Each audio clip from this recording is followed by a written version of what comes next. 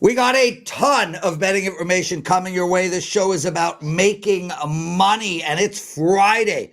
We got NBA tonight. We got NHL tonight. We got a baseball game going tonight. And tomorrow, well, some college football tonight too. Tomorrow, 700 college football games and a whole slate of everything. And Sunday, you got NFL. Where is the money going? What bets should we make? This is the best betting show ever. I'm Lawrence Presman, Joe Raineri with me, Art DiCesare. Look at this. We're trying. I was watching Stephen A. last night, and I was like, I love how he brings the whole thing in. That was good produce work there, Joe. Excellent stuff. Well, that'll be good for at least 3 more views, Art, I'm sure. 3 views and maybe 10 comments. We got so many comments yesterday. Yeah. We're going to go through some of them on the mailbag segment of the show. But Art, let's get into it, man. Right off the bat, let's start with NFL. Seahawks and Redskins, Cardinals and Cowboys, 49ers and Giants. And you left out Buffalo and Kansas City. I'm throwing that in. Tell us where the money is going on those games. Absolutely. The Sunday night game, pretty good one. Seattle at Washington, Seattle -3. It's been very steady at 3. Total's gone up from 47 to 48. This has seemed pretty good two-way, but I think the public's going to be all over Seattle. They're just going to look at Seattle, how good they've played all year. Obviously, Washington's had a ton of injuries, the quarterback especially, and they've just been not the same. So I wouldn't be shocked if at some point we get some Washington money. It just has not happened yet.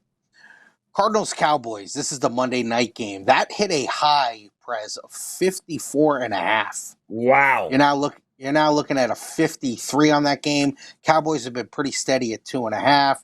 We will see public money on Dallas. I think Sharps might take a shot with the Cardinals. I also like the Cardinals in a teaser spot. Niners and Giants. Niners -2.5, -116. That total's really shot up. It was 47, now 48.5. So you've seen good over money come in there. And you mentioned it, Prez, obviously the game of the week, a game that we're going to write tremendous handle on, tremendous two-way action on. Chiefs -2. Really nothing to speak of right now. I think this is a game... Might need Buffalo in the game, but nothing has happened yet as far as that goes. This will see the best handle of the weekend and almost, could see playoff type of handle because of the matchup. And, we keep seeing this matchup every year, and, the public loves this game. They do, Art, but I don't think these two teams, it's so funny. The last 4 regular season games, Buffalo has won. The last 4 playoff games they've faced each other, Kansas City has won. But I don't think either team, for a while now, going back to 2021, has ever been more than a field goal favorite here. And that's probably not changing between now and kickoff, no? No, definitely not. And I think really the thing to take away from the number is the Chiefs are back to being the top team. They're back to being the number 1 power-rated team. I mean, them being a 2-point favorite on the road against Buffalo shows you all you need to know with the way the Kansas City power rating number has climbed. I think you can make an argument that the Ravens are maybe the second best team in the AFC with the way they're going to start to climb again. Obviously, Buffalo has some issues. Ed Oliver being out is going to be huge for them. But this is going to be an awesome game for us to book because we know whether it's 1.5, 2, 2.5, it's going to see great two-way action. Yeah, it's going to be an awesome football game, to say the least. I'm surprised that it was not on Sunday night. That San Fran game, guys, if I can just ask you really quick, because I'm interested in the total. 48.5, is that a reflection of how bad the New York Giants defense is? Because I'm trying to figure out what they're trying to say with that number. I mean, San Fran hasn't been able to move the ball in weeks, and their defense is, although wasn't great against Houston, has been pretty rock solid against a bunch of teams here. That number just seems really high to me. Art? Now, listen, running is usually good for unders, but the Giants don't really stop the run, and San Francisco can run the ball. I also think the way you look at the Giant offense, obviously Scadaboo's out, but they're way better offensively at home. I think they're going to be able to move the ball against that Niner defense that's very banged up. Yep, and it is banged up here in a big, big way. All right, Art, talk about some college football here. You're starting to see a little love with Duke and Clemson. Is that true? This is a fascinating game. I mean, this was basically a 3 with Clemson. You hit the low of 2. Then you get basically Klubnik is probable. He's going to play. You get to 3.5 on the game. They nibbled on 3.5 with Duke today. Now we're back on 3, so this is seen tremendous two-way. But this is going to be one of those where the more educated guys, the sharper guys are going to take Duke. The public's going to take Clemson. No surprise there. The public still wants to bet Clemson for some reason. Go figure. Old Dominion at UL Monroe. Obviously not a sexy game, but there is sharp action on the game. They laid 15, 16, and 17 with Old Dominion. We hit 17.5 last night. That's when the UL Monroe buyback came. So we saw that. We're now back to 16.5 on that game. And then this has been pretty much one-way traffic. Louisville at Virginia Tech. Sharps laid 10 and 10.5. Now up to 11 on the game. We will need Virginia Tech in the game. Art DiCesare joining us from the West Gate. Unbelievable information. Art, I know we got to keep moving. MLB tonight, Toronto at home. Listen, obviously less of a dog than they were the first time they played Yamamoto. You think the Jays can get it done personally, and where's the money going on this game? Well, as I've said throughout this World Series, we're always going to need Toronto in these games. They're going to bet the Dodgers, and I'll keep saying it. They're going to bet the Dodgers in parlays. The Dodgers will be one leg of everyone's parlay tonight. You're right. It is a smaller number than we have seen, but I've said it too from the beginning. We are pulling for the Jays. They're really good for us in the future book. So I hope Toronto closes it out tonight. I kind of think we're going to get a game 7, but we shall see. So, yeah, well, we've got, you got a couple of Friday Night Lights games. You've got the start of the NBA Cup tonight in a lot of spots. Art, what are we seeing here across the board? Anything? Yeah, I mean, Celtics overnight were 3, Joe. Catching 3. They're now -1. So you've seen a big flip there against Philly. The only thing to speak of tonight as far as the college goes, a little bit of under money's been coming in on that UNC-Syracuse game, and we've seen a little bit of public money on North Carolina at +2.5 and the money line. Art DiCesare. Okay, guys, Friday night lights. This is our college football. We got some games going tonight. It never ends in college football. It's 3 back. Press. We just did that. We just did it. Okay. Just did it. Just Sorry. Do you want me to zoom out again and then zoom you back in? Or you all did that screen? No, Did that give you a little lightheaded? I want you to edit that. Parlay of the day. Firstly, how did yesterday's parlay go? I think I lost my leg, right? No, we did a college football one. Oh, yeah. Prez and now we're doing an NFL one. Right here, Did you wear a mock turtleneck like Stephen A? Okay. Let's start this properly. Let's just go. Parlay today, Prez. All you here, brother. Come on. There it is. Good. Okay. NFL football parlay of the day. You know what? I'm going to go last. Oh, you think? Yeah. I'm going last. Yes, there you go. What's your parlay of the day? What's leg one? Both teams are off a bye. Both teams were embarrassed, but I like the home team in this spot. Give me the Vegas Raiders +2.5. Woo! The Vegas Raiders. Yeah, that's actually that's interesting. The Raiders going for it. Yeah, I'll take the Indianapolis Colts on the money line, Press.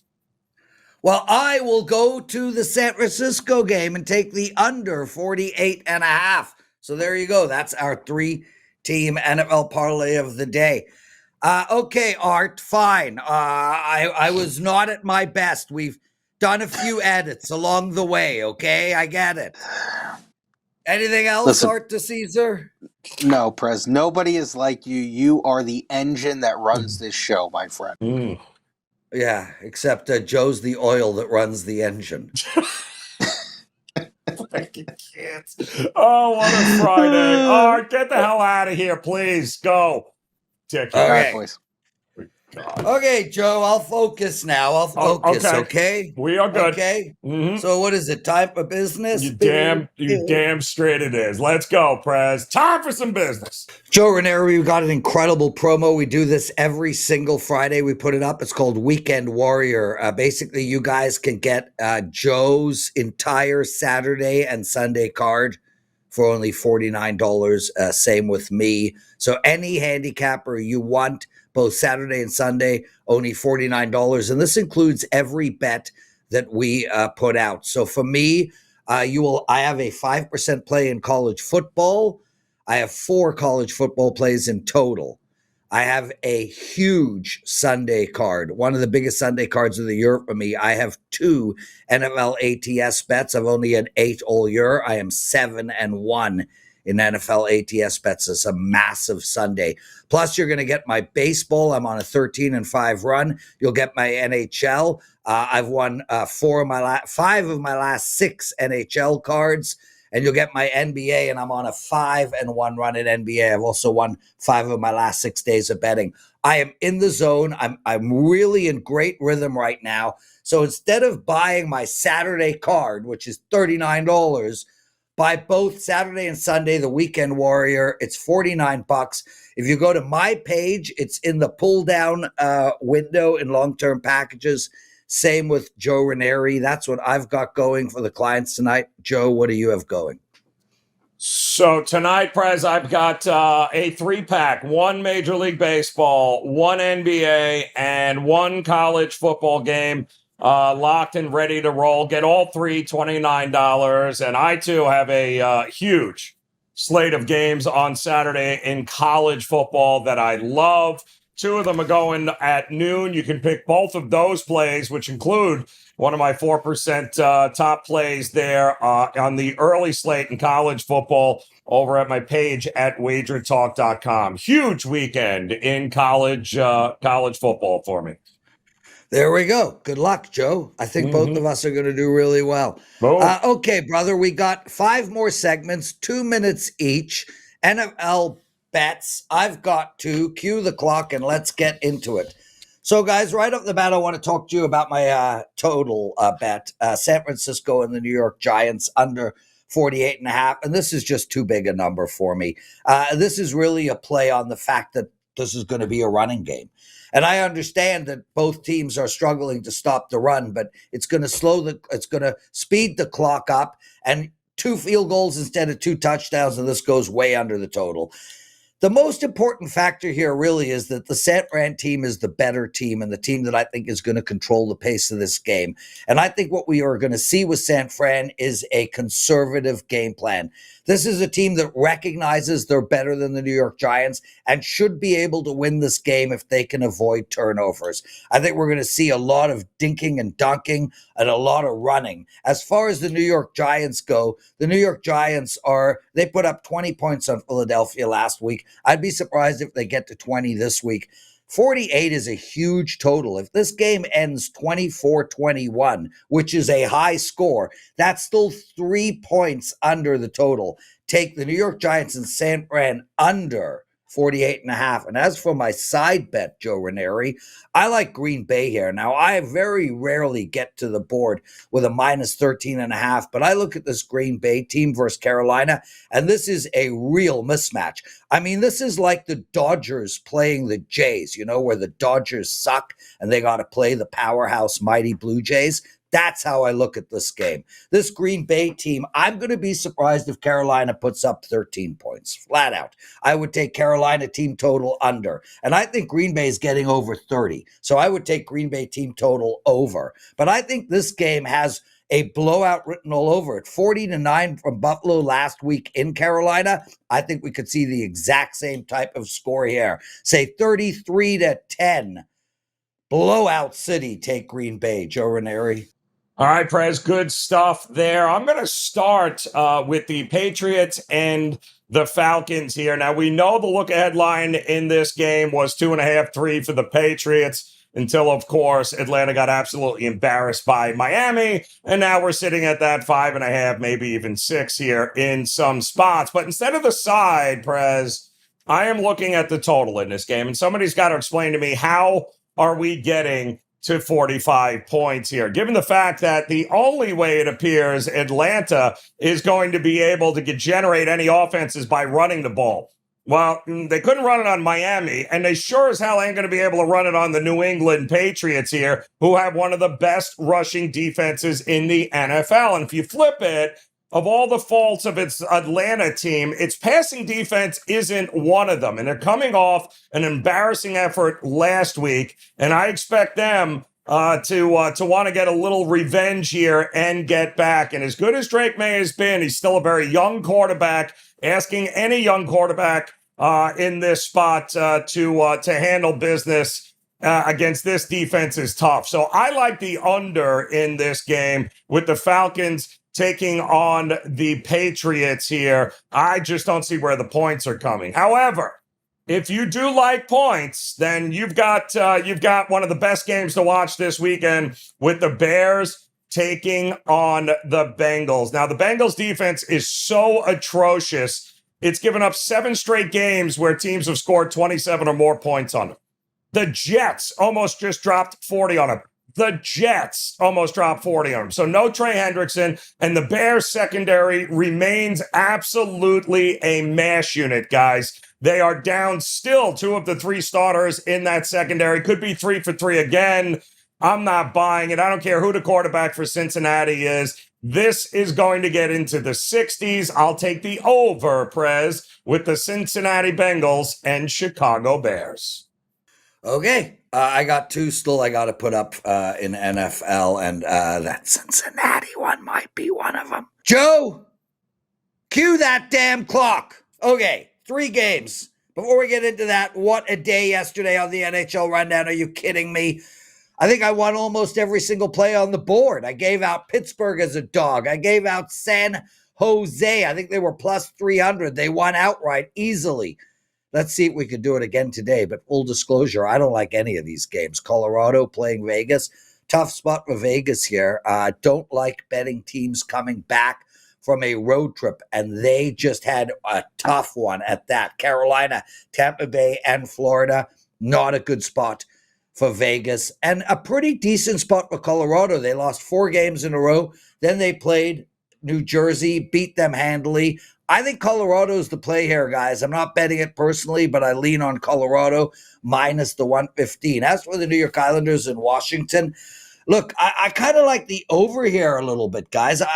I understand it's counterintuitive given that Washington struggles to score, but this New York Islander team can't keep the puck out of their net at all. I mean, 6 goals, 5 goals, 7 goals, that type of thing, and the New York Islanders are scoring. So this is strictly a play on the fact that the New York Islanders are involved in this game, and there's 5.5s out there, so take the over. And as for Detroit and Anaheim, I love Anaheim here, except I can't bet them for the same reason Vegas. They're coming back from 5 road games. It's a horrible spot to bet an NHL team after a road trip on their first game home.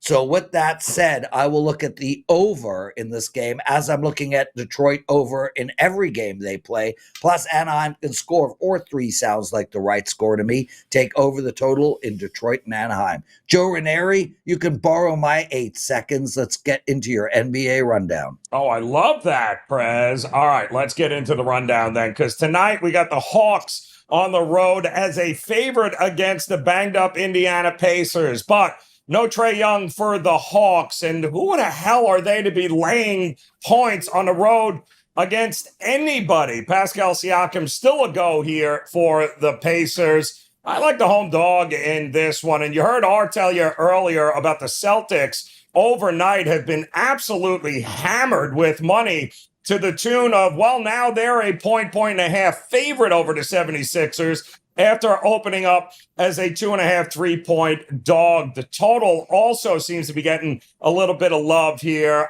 Call me crazy. I know the Celtics are playing well, but there's no way I'm sweating out an under in this game. I don't want nothing to do with the side. I think it's a coin flip, but I think we're getting a ton of points there. Raptors and Cavs. What did we say yesterday about the Cleveland Cavaliers?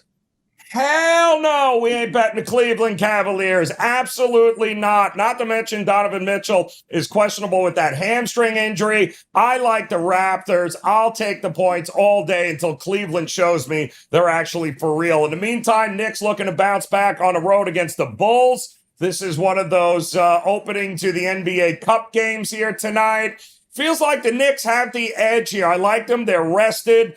Mitchell Robinson looks like he's back. No issues with the injury report. I'll take the Knicks. Lakers and Grizzlies. Doncic could be back. Look for points in that one. The Nuggets and the Trailblazers. Nothing but Trailblazer money early here today.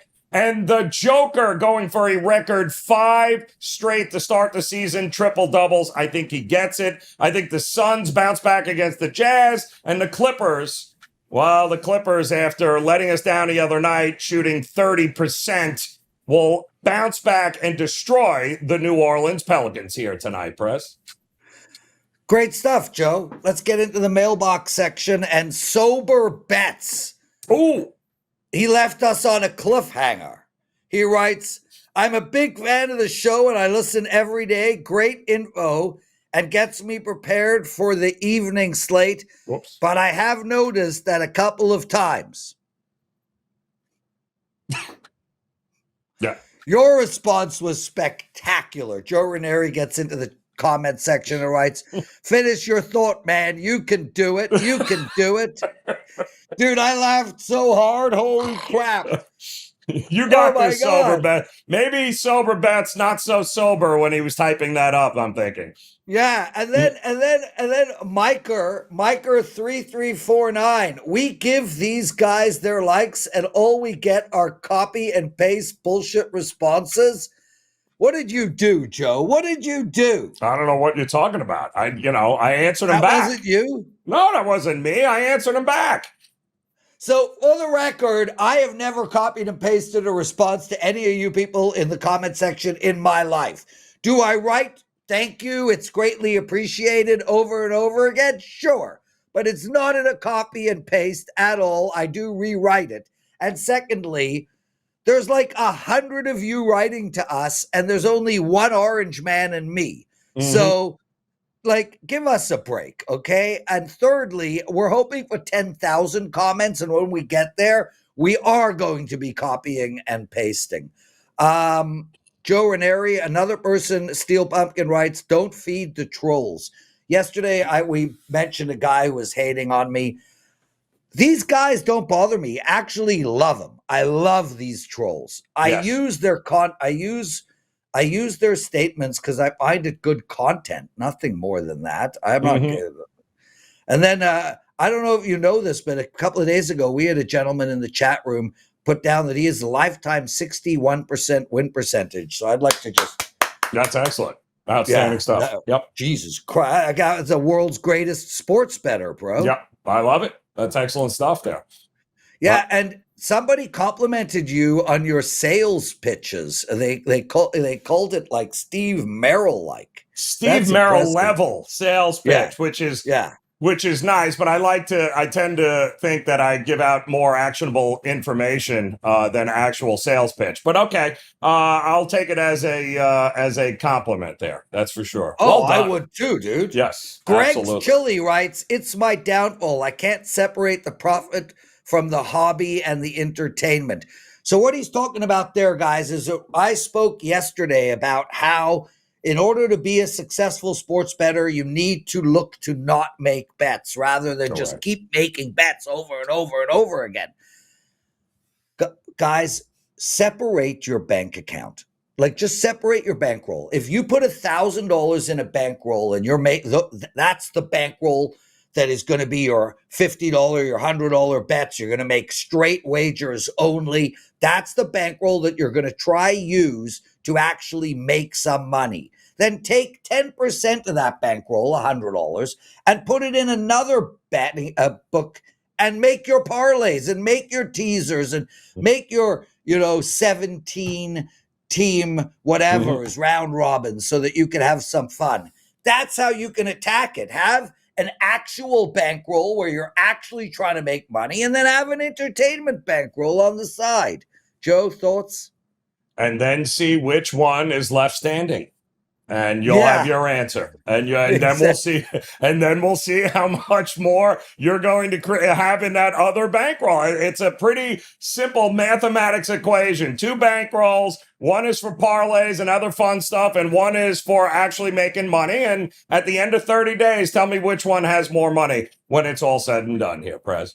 And I'll tell you this too, by the way, we did get a couple of folks in the chat room that wanted a little more time there on whether it came to the NBA or NHL stuff, and we'll get to all of that. Don't forget, we got college basketball starting on Monday here too as well. But I will say this. Speaking of that, Joe, we can do this live on air. We're not going to be doing a college basketball rundown, right? Like, how are we going to attack college basketball on this show? We'll figure out different ways to be able to work the college basketball stuff in throughout the show. Especially, obviously, there are going to be some games that we absolutely love, in which we'll talk about and break down for you and all that other good stuff. Not to mention, we'll ask you guys games, or we'll ask you guys to drop in any games that are coming up during the week that you want to know more about, and we'll break those things down so you can drop them in there.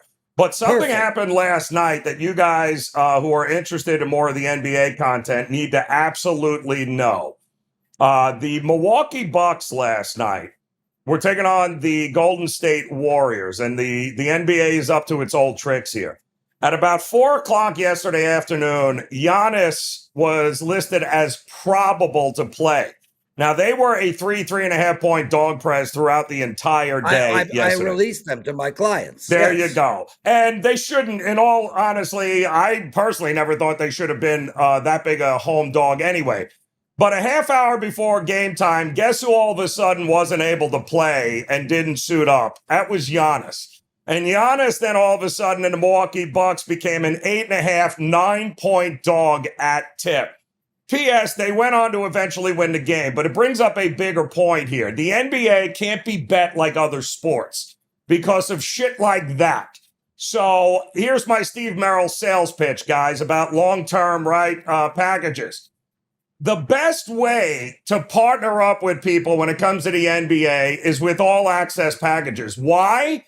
Because when they're released, you get them, right? If you release games too early in the NBA, shit like that happens all the time. And then you're scrambling and stuck to try to buy out of games there. If you're an all-access subscriber, you get them when they're released. And a lot of times, to get the most value, it might be a little bit later in the day when you have all the information. It worked out last night for those that had the 3.5. But in the long run, in an 82-game season, Prez, that shit happens all the time. So being an all-access subscriber eliminates that bullshit of getting the bad number, and you get the plays when they're released, even if it's 6 o'clock, 7 o'clock, when you have all the information. Well said, Joseph. Just saying. Can I go now? Yes. Okay. Bye. See you on Monday, everyone.